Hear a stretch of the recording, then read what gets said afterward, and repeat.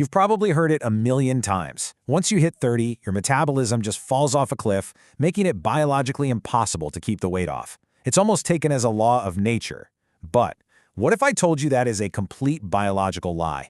Yeah, seriously. A landmark study led by Herman Poncer, and get this, 90 other researchers, proved that human metabolism actually does not naturally slow down one bit between the ages of 20 and 60. None. You are hardwired to burn energy just as efficiently at 50 as you do at 20. Your metabolism is effectively a flat line for 4 entire decades. In fact, to put this into perspective, even when you reach your 90s, your metabolism only slows down by a mere 17% compared to when you were 60. Yes, biologically speaking, even your grandpa's metabolic engine is still highly functional. Age is absolutely not the problem here. So if age isn't the culprit, what actually is? Let's get into Section 1, the Great Metabolism Myth. This landmark metabolism study was massive. They tracked 6,000 people across 20 different countries, and the ages ranged all the way from literally 2 days old to over 90 years old. They measured metabolism using customized water to track exact energy output. And here's the real kicker. When researchers mathematically removed the metabolic drag caused by excess body fat, they found our underlying metabolic engine is hardwired to run just as fast at 50 as it does at 20. Think of it like adding heavy luggage to a car, right? It takes more fuel and energy to haul that heavy luggage around, but the engine's core horsepower and capability haven't actually changed at all. Once they factored out the luggage, the excess body fat, that flatline truth was perfectly revealed. This brilliantly illustrates that it isn't our age slowing our metabolism, it is our lifestyle and the biological roadblocks we unknowingly create. Which brings us to Section 2, the real metabolism killers.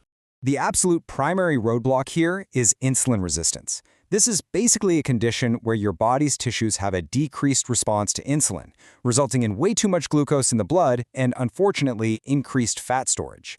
Think of it like a locked door. When you become insulin resistant, the cell's doors are jammed shut. So your body kind of panics and just pumps out more and more insulin to try and force the energy inside those cells. And this traps you in a state where you are constantly storing fat instead of actually burning it. Your blood sugar is essentially regulated by a constant biological tug-of-war. On one side, you have insulin, which is produced in the pancreatic beta cells. Insulin wants to lower your blood sugar and store energy as fat. On the exact opposite side, you have glucagon, originating from the pancreatic alpha cells. Glucagon wants to raise blood sugar by burning stored fat. It's a delicate balance. But when insulin levels are continuously kept high, glucagon gets completely overpowered and blocked, and your natural fat-burning process just comes to a screeching halt. And here is a fascinating, actually kind of shocking fact from Dr. William Li.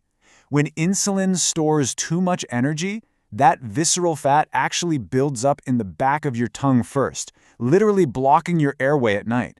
I mean, wow, right? If you've recently started snoring, don't just brush it off. It might literally be an early alarm bell from your metabolism warning you about this exact hormonal imbalance. Which perfectly transitions us into our actionable roadmap to fix this whole thing. Let's start with habit 1, sleep and fast. A clinical study from the University of Chicago proves something truly terrifying. Lack of sleep isn't just making you tired and groggy, it is actively giving you prediabetes. They noted that curtailed sleep produced marked changes, leading to a significant loss of the benefits of insulin. It physically changes how your body handles its fuel. So, you know that temptation to just keep doom scrolling on your phone at 1 a.m.? It is actively wrecking your metabolism. They found that restricting sleep to just 4.5 hours caused a massive 15 to 30% spike in fatty acids in the blood. That means your insulin efficiency drops by nearly a quarter just from staying up late. Your body desperately needs those full 8 hours to naturally fast overnight, clear out the circulating glucose, and repair its insulin response. So get your 8 hours of sleep to fast and repair, and then we move on to habit 2, high-intensity exercise.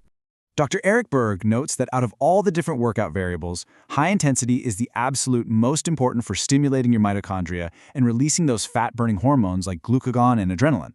The optimal exercise formula is pretty straightforward. You want a high-intensity effort to really quickly spike your heart rate, kept to a short duration of actual work, followed by a long recovery until your pulse normalizes. Think about, say, 30 seconds of an all-out, lung-burning sprint, followed by 2 minutes of slow walking to fully catch your breath and recover.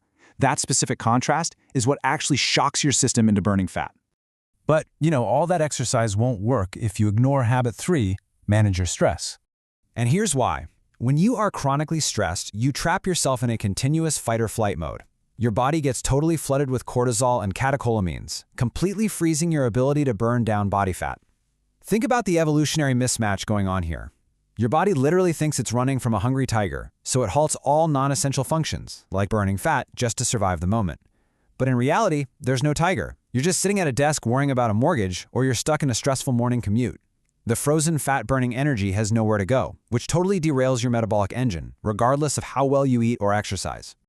Once you finally manage that stress, you have to look at the fuel you are putting into your tank, which brings us to habits 4 and 5. Smart fuel. To explicitly clarify here, habit 4 is eating less volume overall to give your digestive system a break, and habit 5 is choosing high-quality fuel when you do sit down to eat. And to pick that high-quality fuel, you really must understand that glycemic load is the true metric you want to look at. See, the glycemic index measures how drastically a food makes your blood sugar rise, but the glycemic load measures that blood sugar rise plus the actual amount of glucose per serving.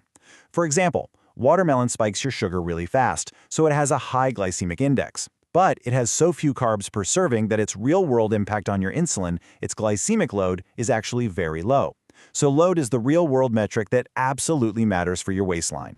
By incorporating specific metabolic superfoods, like the ones recommended by Dr. Lee, you deliver bioactive compounds that literally command your body to burn away harmful white fat. See, you really want to activate brown fat, which is the good kind of fat that actually burns energy to create body heat, as opposed to white fat, which just lazily stores energy around your belly. So eating beans cooked in olive oil feeds the 39 trillion bacteria in your gut microbiome. Tomatoes provide fat-burning lycopene, and the quercetin found in onions actively switches on that calorie-burning brown fat.